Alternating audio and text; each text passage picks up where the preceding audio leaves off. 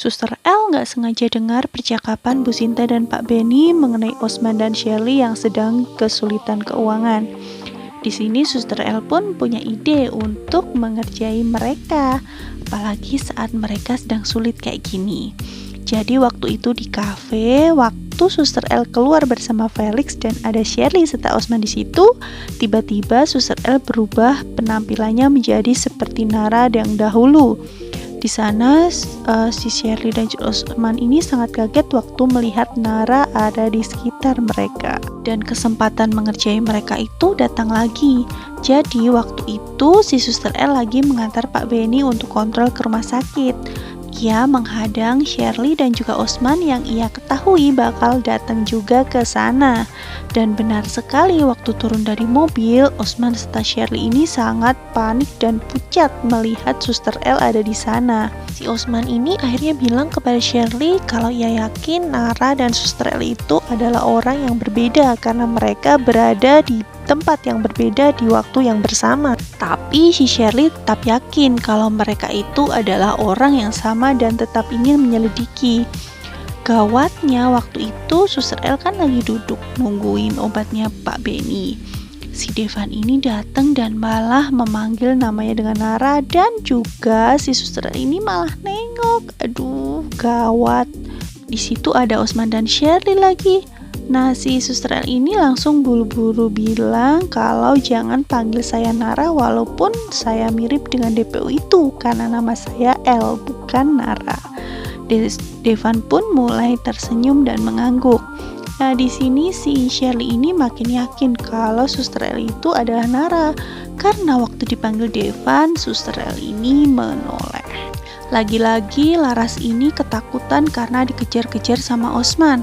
Laras sangat penasaran kenapa Osman sangat menginginkan memori card itu.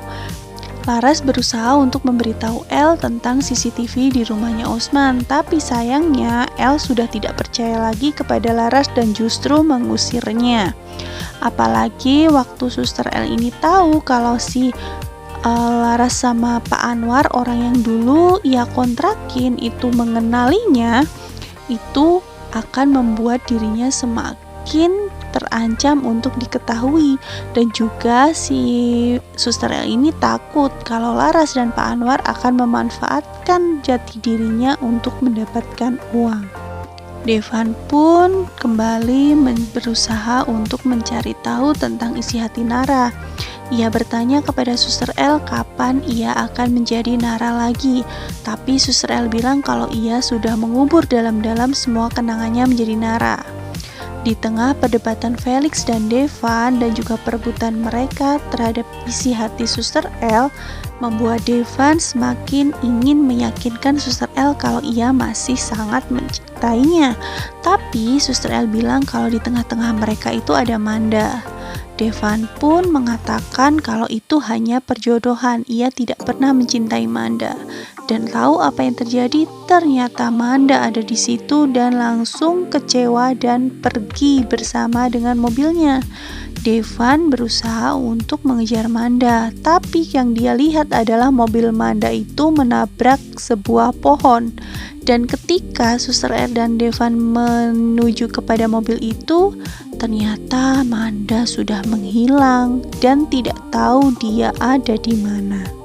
Di tengah keadaannya yang masih sakit, Pak Benny ini mulai cemas karena kondisi perusahaannya yang semakin menurun. Apalagi waktu Devan membatalkan pernikahannya dengan Manda dan kerjasama antara keluarga Pak Benny dan juga perusahaan keluarganya Manda itu memburuk serta berakhir membuat dia semakin kepikiran. Dan disitulah Felix mulai bilang kalau mau mengurus perusahaan Pak Benny asal direstui oleh Suster L. Pak Benny pun tersenyum dan mengangguk walaupun dalam hatinya ia nggak rela kalau Felix ini bersama Suster L, anak dari mantan kekasihnya yang harus meninggal secara tragis. Suster L merasa sangat bingung ketika tahu Felix dan Devan sama-sama berusaha merebut hatinya. Ia merasakan kenapa mereka harus hadir di saat-saat seperti ini ketika ia dalam pelarian. Apalagi ditambah dengan Bayu yang mengatakan kalau Elnara mau membalas budi kepadanya, itu artinya El harus menerima pernyataan cintanya Bayu. Tapi Suster L mengatakan kalau ia akan menjawab semuanya setelah semuanya itu selesai.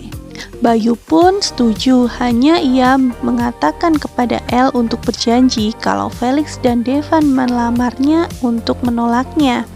Suster L pun terlihat tersenyum dan mengangguk, walaupun dalam hatinya ia mengatakan itu sangat berat karena dalam hati kecilnya Suster L hanya ada Devan. Ditambah lagi ternyata si Bu Fatimah ini malah melamar Suster L untuk menjadi istrinya Bayu. Bu Delisa pun sangat mendukung kalau Suster L mau bersama dengan Bayu. Ini membuat Suster L makin bingung dan tidak tahu harus menjawab apa.